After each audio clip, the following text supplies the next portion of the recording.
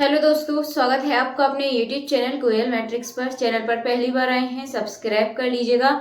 साथ ही bell icon को press जरूर करिएगा जिससे नोटिफिकेशन आपके पास समय से पहुंच जाए। तो आज की जो वीडियो है इसमें फिर से बात करेंगे 15 क्वेश्चंस के बारे में। जैसा कि आपको पता है, कल की जो वीडियो थी इसमें आपका टॉपिक रहा था पीडीई यानी कि पार्शियल डिफरेंशियल इक्वेशन। इसकी मैंने आपको थ्योरी भी बताई थी एंड साथ ही 10 एमसीक्यूज भी बताए थे।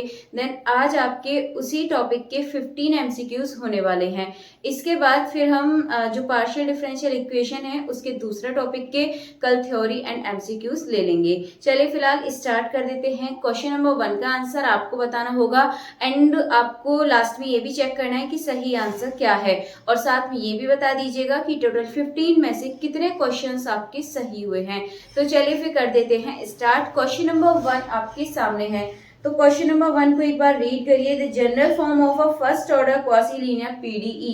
जनरल फॉर्म आपको बतानी है first order quasi linear PDE की। आसानी से आप बता सकते हैं, बहुत ही आसान है आपका। इससे पहले भी हम इसके बारे में बात कर चुके थे यानी कि कल की वीडियो में। तो फिलहाल आज देखिए इस क्वेश्चन को, जो भी इसका करेक्ट आंसर है वो आप कॉमेंट बॉक्स में बता दीजिए। एंड आपने कल वाली वीडियो नहीं देखी है तो इससे पहले आप वो जरूर देखिएगा, क्योंकि आप उसको देखेंगे तभी आपको ये आज वाली वीडियो समझ आने वाली है।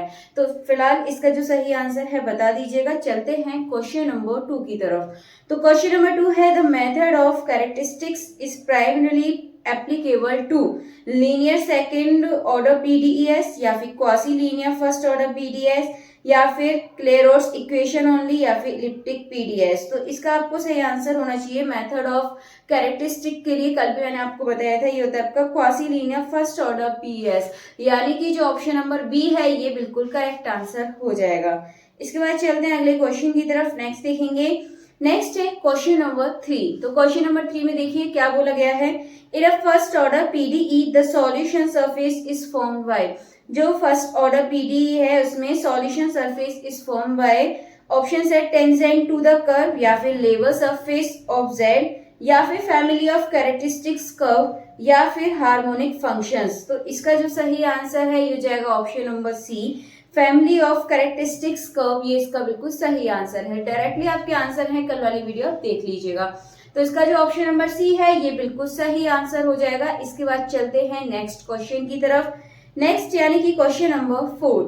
तो क्वेश्चन नंबर 4 है PDE P is equal to Q क्या रिप्रेजेंट करता है ये आपको बताना है। तो z is equal to constant या फिर z is equal to F X plus Y या फिर z is equal to F X minus Y या फिर z is equal to X Y. तो देखिए यहाँ पर p is equal to Q का मतलब है, यानी कि आपके p is equal to Q का मतलब हो जाएगा, क्योंकि p आपका क्या होता है, ये p होता है आपका यहाँ पर curly z upon curly x and जो q होता है इसको हम किसके रेस्पेक्ट में लेते हैं, y के में। अब देखिए p और q इक्वल दे रखे हैं, यानी कि हम इनको इक्वल में लिखेंगे, और जब हम इनको इक्वल में लिख देंगे तो इक्वल में लिखने के बाद कल वाले क्वेश्चन में मैंने आपको बताया था जब ये आपस में इक्वल होते हैं तो ये कब इक्वल होते हैं, जब x प्लस वाई आपका होता है। ठीक है, कल सॉल्यूशन करके पूरा दिखाया था, ये आप देख लीजिएगा एक बार। तो ऑप्शन नंबर जो बी है z is equal to F X plus Y सही हो जाएगा, क्योंकि देखिए ये कितना है एफ एक्स प्लस वाई। यदि आप इसका x की रेस्पेक्ट में करेंगे तो F dash X plus Y मिलेगा, एंड फिर से हम इसका y की रेस्पेक्ट में करेंगे फिर से हमें ये F dash X plus why he मिलने वाला है, यानी कि दोनों इक्वल हैं और कब मिलते हैं इसके लिए ही यहाँ पर ये इक्वल हो जाएंगे। यानी कि जो ऑप्शन नंबर बी है z is equal to F X plus Y, ये इसका बिल्कुल करेक्ट आंसर हो जाएगा। ठीक है, माइनस के लिए नहीं होंगे, क्योंकि अगर आप यहाँ पे माइनस लेंगे तो ये वाला जो साइन है जब y का हम डिफरेंशियल करेंगे मल्टीप्लाई में तो ये माइनस का हो जाएगा आपका, तो इसलिए आपके इक्वल नहीं होने वाले हैं। तो चलिए इसका जो ऑप्शन नंबर बी है ये बिल्कुल सही आंसर हो जाएगा। इसके बाद चलते हैं नेक्स्ट क्वेश्चन की तरफ, यानी कि क्वेश्चन नंबर 5। क्वेश्चन नंबर 5 है विच सामने है और ये है which of the following can not be the solution of a first order PED. इसमें से कौन सा सॉल्यूशन नहीं है फर्स्ट ऑर्डर पीडीई का। ठीक है, तो यदि हम यहाँ पर देखें ऑप्शंस तो ऑप्शन नंबर सी आपका होगा, क्योंकि यहाँ पर ये आपकी लीनियर इक्वेशन नहीं है, इसमें आपका एक्स स्क्वायर वाई स्क्वायर हो रहा है, इसका मतलब ये लीनियर इक्वेशन नहीं है। तो इसका मतलब जो ऑप्शन नंबर सी है z is equal to X square plus Y square. First order के लिए लीनियर का ही हो सकता है, इस बात का आपको ध्यान रखना है। और आप यहाँ पर अगर थोड़ा सा भी दिमाग लगाएं तब भी आप इसको कर सकते हैं, यानी कि थोड़ा सा अलग ऑप्शन छांटने की कोशिश करें। चलिए, तो फिलहाल इसका जो ऑप्शन नंबर सी है ये बिल्कुल सही आंसर हो जाएगा। इसके बाद चलते हैं आगे। अगला क्वेश्चन है क्वेश्चन नंबर 6। ये आपका to obtain a complete integral of a first order PDE we need. यदि हमें कंप्लीट इंटीग्रल चाहिए फर्स्ट ऑर्डर पीडीई का, तो हमें किस चीज की जरूरत पड़ेगी? 1 आर्बिट्रेरी कांस्टेंट, या फिर 2 आर्बिट्रेरी कांस्टेंट, या फिर 1 आर्बिट्रेरी फंक्शन, या फिर नो आर्बिट्रेरी टर्म। देखिए, फंक्शन होगा तो काम नहीं चलेगा, लेकिन यहाँ पर आपका कांस्टेंट जरूर होना चाहिए, यानी कि जो ऑप्शन नंबर ए है 1 आर्बिट्रेरी कांस्टेंट, कम से कम एक तो आपका ही होना चाहिए। तो जो ऑप्शन नंबर ए है ये बिल्कुल सही आंसर हो जाएगा। तो इसके लिए आपको एक की जरूरत पड़ती है। चलिए आगे देखते हैं अगला question, question number 7। In Lagrange method the general solution of, general solution बताना है। दे रखा है यहाँ पे पी प्लस क्यू और Q R is equal to R. इसका सॉल्यूशन क्या होगा? ऑप्शन है z is equal to X Y, या फिर f is equal to U V is equal to 0, where u v are integrals of auxiliary equations, या फिर next है आपका z is equal to P X plus Q Y plus F P Q none. देखिए, जो option number C है वो तो इसका होगा नहीं, क्योंकि आपकी दूसरी थ्योरम हो जाती है क्लेरोट्स वाली, तो ये तो इसका ऑप्शन होगा नहीं जो ऑप्शन नंबर सी है। ऑप्शन नंबर ए भी आपका नहीं है, तो इस हिसाब से जो ऑप्शन नंबर बी है तो यहाँ पे सही हो जाएगा, क्योंकि हमें यहाँ पर 2 वेरिएबल्स होनी चाहिए, पी और क्यू के लिए यहाँ पर 2 वेरिएबल्स होनी चाहिए। तो यानी कि F U V is equal to 0, where U और V are integrals of auxiliary equation. ये सही है, यानी कि जो ऑप्शन नंबर बी है ये बिल्कुल सही आंसर हो जाएगा। इसके बाद चलते हैं आगे, देखते हैं नेक्स्ट क्वेश्चन। तो नेक्स्ट है आपका question number 8। A PD is said to be a linear. एक पीडी यानी कि पार्शियल डिफरेंशियल इक्वेशन को लीनियर कब कहते हैं? यदि the dependent variable appears linearly, या फिर all partial derivatives appear linearly, या फिर product of powers of derivatives are absent. देखिए, यहाँ पे तीनों ही ऑप्शन सही लग रहे हैं। पहला भी ठीक है आपका, the dependent variable appear linearly, second और पार्शियल डेरिवेटिव्स अपीयर लीनियरली, सी आपका प्रोडक्ट और पावर, जो प्रोडक्ट और पावर होता है ऑफ डेरिवेटिव्स का वो इसमें एब्सेंट होनी चाहिए। तो बिल्कुल सही बात है। अगर हम यहाँ पर देखें ऑल ऑफ दी एबव, यानी कि जो ऑप्शन नंबर डी है ये बिल्कुल सही आंसर हो जाएगा। चलिए इसके बाद चलते हैं नेक्स्ट क्वेश्चन की तरफ, क्वेश्चन नंबर 9। क्वेश्चन नंबर 9 है, if a PD is Clairaut's form it must have. देखिए, क्लेरोट्स फॉर्म अभी बताया था मैंने कौन सा होता है लास्ट वाले क्वेश्चन में। ऑप्शन नंबर ए है z is equal to P X plus Q Y plus F P Q, यही इसका सही आंसर है, अभी आपको बताया था। तो ऑप्शन नंबर ए बिल्कुल सही आंसर हो जाएगा क्लेरोट्स के लिए। तो ऑप्शन नंबर ए बिल्कुल सही है। इसके बाद चलते हैं अगले क्वेश्चन यानी कि क्वेश्चन नंबर 10 की तरफ। तो क्वेश्चन नंबर 10 देखिए क्या है, the singular solution of Clairaut's PDE represent. जो सिंगुलर सॉल्यूशन होता है क्लेरोट्स पीडीई का वो क्या रिप्रेजेंट करता है? आर्बिट्रेरी फंक्शंस, या फिर कांस्टेंट सॉल्यूशन, यानी या फिर फैमिली ऑफ सॉल्यूशन, या फिर पर्टिकुलर सॉल्यूशन ओनली। तो इसका जो ऑप्शन नंबर सी है envelope of the family of solution, तो ऑप्शन नंबर सी बिल्कुल सही आंसर हो जाएगा। इसके बाद चलते हैं आगे अगले क्वेश्चन की तरफ यानी कि question number 11। Which of the following is not a method used for solving first order PDS? के लिए इनमें से कौन सा मेथड यूज नहीं किया जाता है?